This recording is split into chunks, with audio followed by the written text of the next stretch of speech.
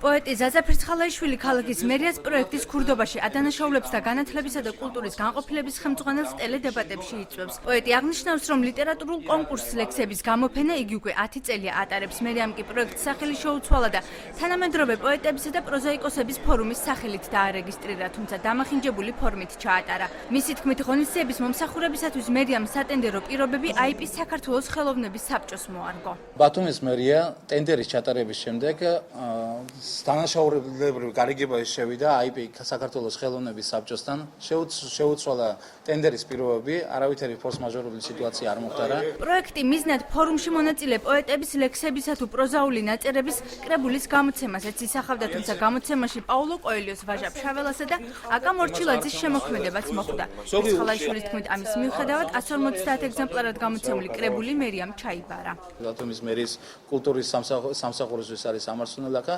შეტანილია ესეთი თანამედროვე პოეტებში ისეთი მწერლები, როგორიცაა ვაჟა ფშაველა, პაულო კოელიო, აკა მორჩილაძე და ასე შემდეგ. ამავე პროექტის პირობების თანახმად ფორუმში 130 პოეტის მონაწილეობა იგეგმებოდა და ისინი ბათუმში უნდა დაბინავებულიყვნენ, თუმცა მონაწილეთა რიცხვი 85-მდე შემცირდა და ისინი ქობულეთში საოჯახო ტიპის სასტუმროში დააბინავეს. სტუმრებს შორის უნდა ყოფილიყვნენ ვაჟა, კოელიო და აკა მორჩილაძეც. ფირცხალაიშვილმა წარმოადგინა დოკუმენტი, რომლითაც თითო მონაწილეზე საცხოვრებელი ხარჯებისათვის 60 ლარი გაიწერა, რეალურად კი 10 ლარია დახარჯული. ეს ხალხი მათი აზრით ჩამოყვანილი იყო ბათუმში და მონაწილეობდნენ მათ მიერ გამოცხადებულ ალტერნატიულ კონკურსში. ასევე ვითხოვ საგადასახადო სამსახურის შესვლას, აუდიტის შესვლას კულტურის სამსახურში, მერის კულტურის სამსახურში, იმიტომ რომ სასტუმროს ღირებულება იყო 10 ლარი, რატომღაც ქობულეთში დააბინავეს მონაწილეები, 10 ლარი, რასაც რისი დოკუმენტური მასალაც გამოჩნია, მათ გაწერილია თანხა 60 ლარზე. მერიაში პლაგიატობას კატეგორიულად გამორიცხავენ. ლამზირა ბოლქვაძე ციფრებს შორის განსხვავებას ასე განმარტავს. ხელშეკრულებით იყო გათვალისწინებული თანხა, ჩვენ ვნახეთ, რომ ეს მომსახურება შესრულდა, შესაბამისად მერია ამ თანხას იხდის. მერია არ ამოწმებს და არ მიდის ან სასტუმროში ან ასე შემდეგ და არ ამოწმებს რეალურად რა დაჯდა ეს მომსახურება. ეს არის საგადასახადო ორგანოების შესამოწმებელი და ამაზე პასუხისმგებელი უშუალოდ მიმწოდებელია. არანაირ პლაგიატობას ადგილი არ ქონია, შესულია იმ პირთა ნაწარმოებები, რომლებიც მონაწილეობდნენ პროექტში. რა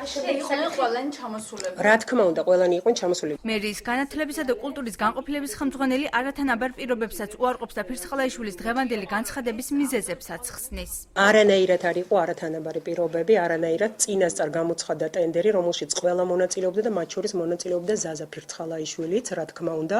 იგი ბოლომდე მონაწილეობდა ტენდერში და თუ არ ვცდები 1 ლარით წააგო მან ტენდერში და მე უკვე ვიცი რატო არის მისი გაღიზიანება, იმიტომ რომ უნდა და გამარჯვება და ესეც მესმის. მერიამ პროექტზე სულ 11,505 ლარი დახარჯა. კრებულში კი 85 პოეტიდან ჟიურის შერჩევით 73 მონაწილის ნაწარმოები შევიდა.